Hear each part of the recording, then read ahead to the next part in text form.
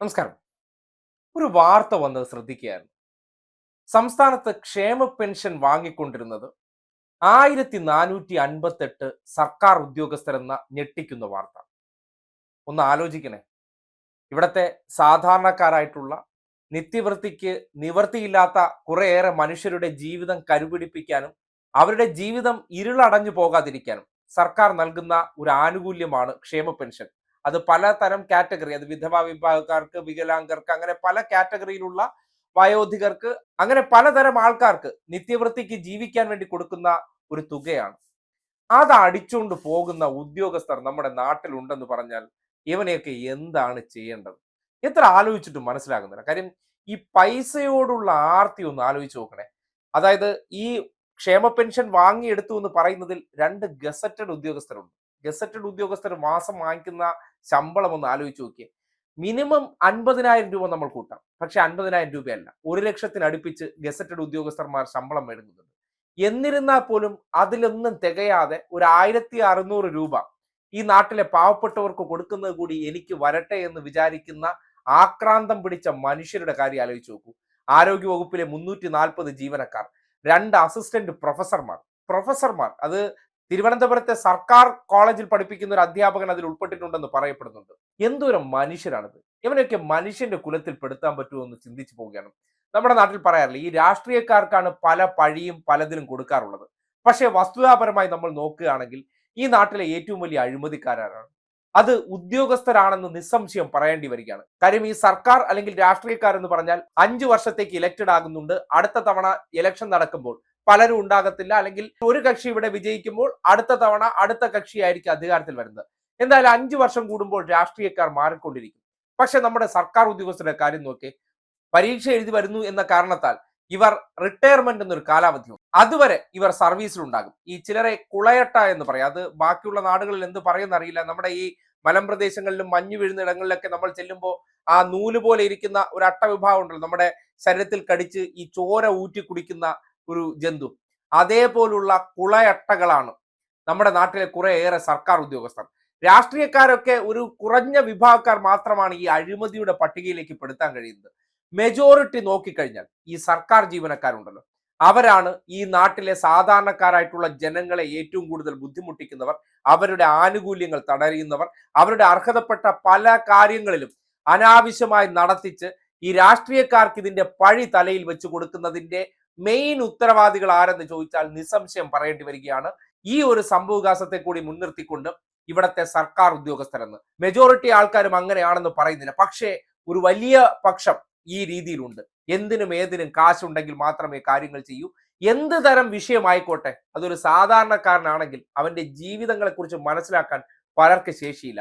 പലർക്കും ഒരു കാര്യമുണ്ട്, അതായത് ഈ സാധാരണക്കാരായിട്ട് വളർന്നു വരുന്ന മനുഷ്യരാണെങ്കിൽ ഈ സാധാരണക്കാരുടെ കുടുംബത്തിലെ അവസ്ഥയെക്കുറിച്ച് മനസ്സിലാക്കാൻ എളുപ്പമായിരിക്കും. ഈ പ്രിവിലേജ്ഡ് ആയിട്ടുള്ള അല്ലെങ്കിൽ സാമ്പത്തികമായ ഉന്നതിയിൽ നിൽക്കുന്ന കുടുംബങ്ങളിൽ ജനിച്ചവർ, അവർക്ക് ഈ കാശിനോട് മാത്രമേ നോട്ടമുള്ളൂ. ഇത് എല്ലാവരെയും അല്ല, ഒരു ന്യൂനപക്ഷ വിഭാഗക്കാരാണ്.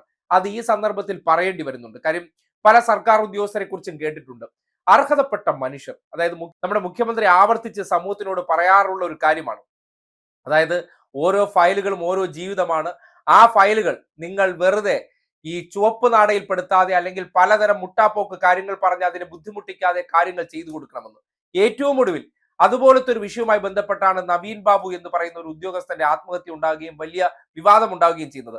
ആ നവീൻ ബാബുവിനെ പിന്തുണച്ചവർ വളരെ പെട്ടെന്ന് ഇപ്പോൾ ഈ വിഷയം ടേക്കപ്പ് ചെയ്തുകൊണ്ട് സർക്കാരിന്റെ കഴിവുകേട് എന്നുള്ള നിലയിലേക്ക് പോകും. അന്ന് ദിവ്യ എന്ന് പറയുന്ന ജില്ലാ പഞ്ചായത്ത് പ്രസിഡന്റ് അതിൽ ഇടപെട്ടതിനെയൊക്കെ വിമർശിച്ച് ഒരു വലിയ കഥ സൃഷ്ടിച്ചവർ ഇപ്പോ ഈ 1458 ഉദ്യോഗസ്ഥരെ കുറിച്ച് എന്ത് പറയും?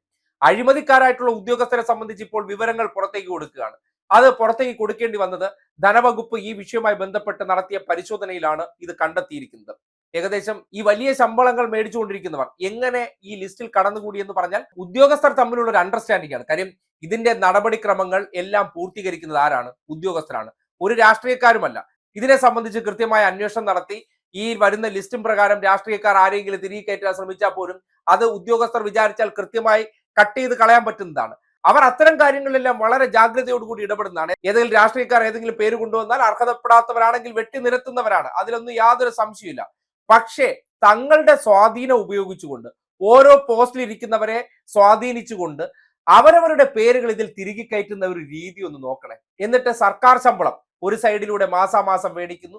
പാവപ്പെട്ട ഏതെങ്കിലും ഒരു മനുഷ്യന് അന്നത്തിന് കിട്ടേണ്ട കാശ് കൂടി ഈ പറയുന്ന കൊളയട്ടകൾ വാങ്ങി വിഴുങ്ങുന്നുണ്ടെന്ന് പറഞ്ഞാൽ ഇവനെയൊക്കെ മനുഷ്യനെന്ന് വിളിക്കാൻ പറ്റും?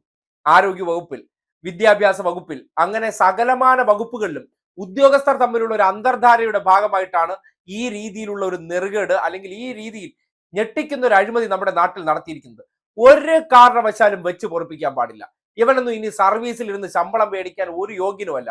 കാര്യം ഒരു പാവപ്പെട്ടവന് കിട്ടേണ്ട ആനുകൂല്യത്തെ വാങ്ങിച്ചെടുത്ത് സ്വയം ഞണ്ണിക്കൊണ്ടിരുന്നവന് എങ്ങനെയാണ് സർവീസിൽ ഇരിക്കാൻ യോഗ്യത ഉണ്ടാകുന്നത്?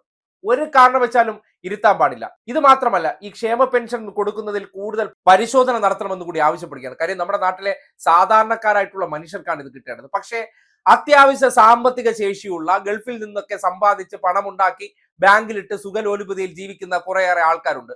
ഇഷ്ടം പോലെ സ്വത്ത്, വീട്ടിൽ ആവശ്യം പോലെ വാഹനം എല്ലാം ഉള്ള ഇരുനില കെട്ടിടങ്ങളൊക്കെ വെച്ചതിന് ശേഷം അതിനകത്തിരുന്ന് ഈ ക്ഷേമ പെൻഷൻ ഒരു ഉളുപ്പുമില്ലാതെ, അതായത് എല്ലാം സൗജന്യമായി ഇങ്ങ് വരട്ടെ, എന്റെ പോക്കറ്റിൽ ഇരിക്കുന്നത് ചെലവാക്കാനുള്ളതല്ല, അത് സേഫ് ആയിട്ട് ഇരിക്കട്ടെ എന്ന് വിചാരിക്കുന്ന കുറേയേറെ ആക്രാന്തങ്ങൾ കൂടി നമ്മുടെ നാട്ടിലുണ്ട്. അത്തരം താപ്പാനകളെ കൂടി കണ്ടെത്തി അവരെ കൂടി ഈ ക്ഷേമ പെൻഷൻ പട്ടികയിൽ നിന്ന് ഒഴിവാക്കിയതിനു ശേഷം അർഹതപ്പെട്ട നിരവധി പേർ ഇപ്പോഴും ഈ ലിസ്റ്റിന് പുറത്താണ്. അവരെ കൂടി ഉൾപ്പെടുത്തുകയാണ് വേണ്ടത്. ഏകദേശം 60 ലക്ഷം പേർക്കാണ് നമ്മൾ ക്ഷേമ പെൻഷൻ കൊടുത്തു വരുന്നത്. ആ മനുഷ്യരിൽ പലരും അവരുടെ വ്യക്തിപരമായ സ്വാധീനവും ജീവനക്കാർക്കിടയിലുള്ള ആ അധമ ബന്ധവും ഉപയോഗപ്പെടുത്തിക്കൊണ്ട് ഇതിലേക്ക് കടന്നുകൂടി ഇതിൽ നിന്ന് കഴിഞ്ഞ കുറെ വർഷങ്ങളായിട്ട് ഒരു ഉളുപ്പുമില്ലാതെ അത് കൈപ്പറ്റി ജീവിക്കുന്നുണ്ടെങ്കിൽ അവരെയൊക്കെ ഇനി സമൂഹത്തിന്റെ മുന്നിൽ കൃത്യമായി തുറന്നു കാട്ടേണ്ടതുണ്ട്.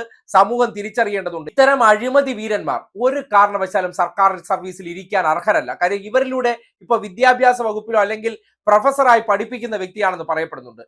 എന്ത് പഠിക്കാനാണ്? ഇവനൊക്കെ പഠിപ്പിച്ച വിദ്യാർത്ഥികൾ എന്ത് സമൂഹത്തിന് നന്മയുള്ളവരായി മാറും? കാര്യം സ്വന്തം നിലയ്ക്ക് ഇത്രയും വലിയ വൃത്തികെട്ട പണി ചെയ്യുന്ന ഒരു വ്യക്തി, അവർ ഈ രീതിയിലുള്ള പ്രവർത്തനങ്ങളൊക്കെ നടത്തിയതിനു ശേഷം വിദ്യാർത്ഥികൾക്ക് എന്ത് നല്ല പാഠം പറഞ്ഞു കൊടുക്കാനാണ്? ഗസറ്റഡ് ഓഫീസർമാർ, മറ്റു വകുപ്പുകളിൽ ഇരിക്കുന്നവർ സകല എണ്ണത്തിനെയും വലിച്ചുവാരി വെളിയിലിട്ട് ഇവന്റെയൊക്കെ കുടുംബ സ്വത്ത് വരെ അറ്റാച്ച് ചെയ്തെടുക്കേണ്ട നടപടികൾ അടിയന്തരമായി സ്വീകരിക്കേണ്ടതുണ്ട്.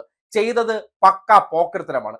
സാധാരണക്കാരായിട്ടുള്ള മനുഷ്യരെ കുറിച്ച് ഒരു ചിന്തയുമില്ലാത്ത ഇതുപോലുള്ള ഉദ്യോഗസ്ഥരാണ് ഈ നാടിന് വലിയ ശാപമായി മാറിയിരിക്കുന്നതെന്ന് പറയേണ്ടി വരികയാണ്.